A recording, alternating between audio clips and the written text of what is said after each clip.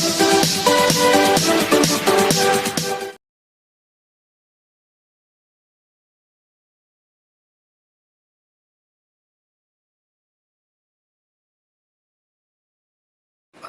আলাইকুম শুধু দর্শক, আজকে আপনাদেরকে নিয়ে এসেছি কুষ্টিয়া জেলার ভেড়ামারা উপজেলা থেকে রওনা হয়েছি আমরা হযরত বাবা সুলেমান শাহ চিশতি রহমতুল্লাহ মাজারে যাওয়ার উদ্দেশ্যে।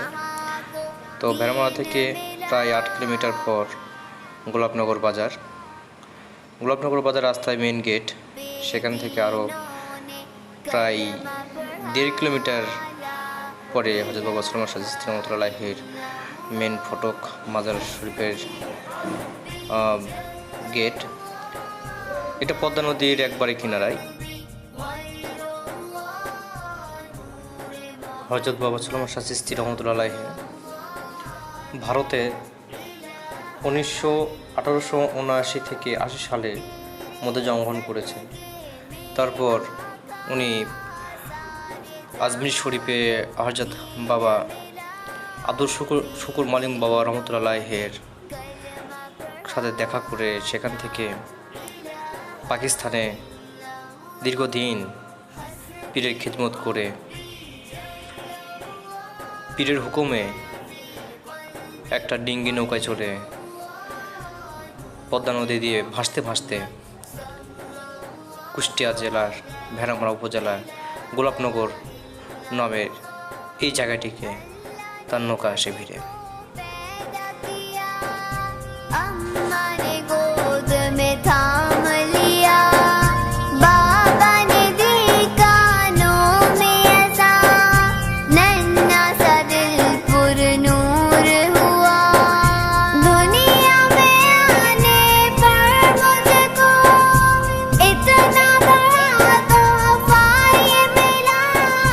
এপ্রিল 1971 সাল হযরত বাবা সুলেমান শাহ চিশতি রহমতুল্লাহ তার ভক্ত বিন্দুদের মধ্যে বলেছিলেন যে আজ আমার যাওয়ার সময় হয়ে গেছে, যদি তোমরা আমার সাথে যেতে চাও তাহলে চলো। উপস্থিত ভক্তদের মধ্যে 6 জন ভক্ত বলেছিল যে বাবা আমরা আপনার সাথে যাব। কালক্রমে পাকিস্তানি সেনা কর্মকর্তাদের পথ আটকে ভক্ত বিন্দু সহ হযরত সুলেমান শাহ চিশতি রহমতুল্লাহ দাঁড়িয়ে গেলেন। পর্যায়ক্রমে গুলিতে তার ভক্তবিন্দুর সবাই শহীদ হয়ে গেলেন। হযরত বাবা সুলেমান শাহ চিশতি রহমতুল্লাহ কোনো ক্ষতি করতে পারলেন না। পাকিস্তানের সেনা কর্মকর্তাদেরকে বলা হলো যে তোমরা আমাকে মারতে চাও তাহলে আমার কাছে একটি অস্ত্র আছে, যা বাবা ব্যবহৃত একটা ছুরি ছিল, ছোড়া। এই ছোড়াটা দিয়ে তার গলাকে কাটতে বলা হয়। এই প্রক্রিয়ায় তাকে শহীদ করা হয়। আপনারা দেখতে পাচ্ছেন হযরত সুলেমান শাহ চিশতি রহমতুল্লাহের সাথে যারা শহীদ হয়েছিলেন তাদের মাজার।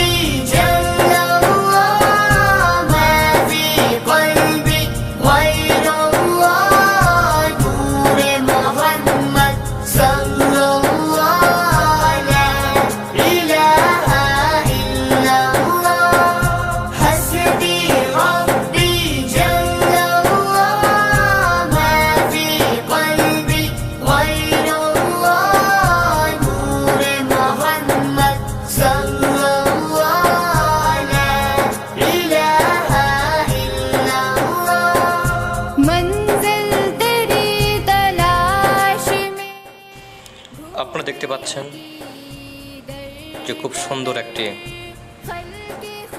ঘর। এখানে এই ঘরটি আগে ছিল না।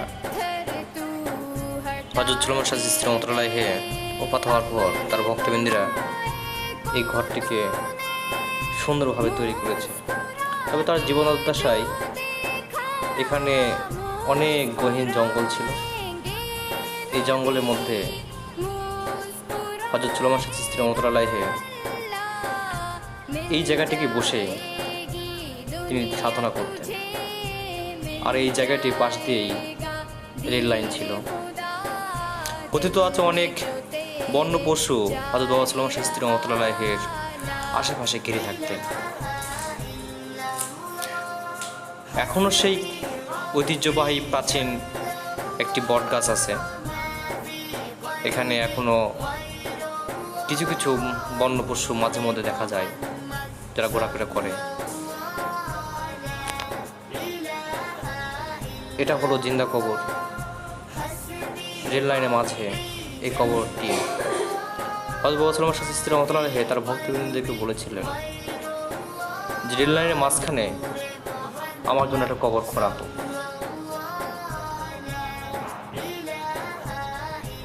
তিনি যে কি বুঝে তার ভক্তবৃন্দের আদেশ করেছিলেন, ঠিক রেল লাইনের মাঝখানেই সেই কবরটি খোঁড়া হয়। লোকমুখে শোনা যায় এই কবরটি তিনি জীবিত অবস্থায় খনন করে এখানে শুয়েছিলেন। তো তারপর এই রেল লাইন দিয়ে এখানে আর ট্রেন আসতে না। এই সেই সরাই গাছ, যে সরাই গাছে হযরত বাবা সুলাইমান শাহ চিশতী রহমাতুল্লাহ আলাইহি প্রথম এসে তার নৌকাটিকে বাঁধে এবং যতদিন পর্যন্ত জীবদ্দশায় এখানে ছিলেন নদীর মধ্য থেকে এসে তার নৌকাটিকে এই সরাই গাছের সাথে বেঁধে তিনি এই গোল ঘরে অবস্থান করতেন। আমাদের সাথে থাকার জন্য নতুন নতুন ভিডিও পেতে এই চ্যানেলটিকে সাবস্ক্রাইব করুন, শেয়ার করুন এবং কমেন্ট করুন।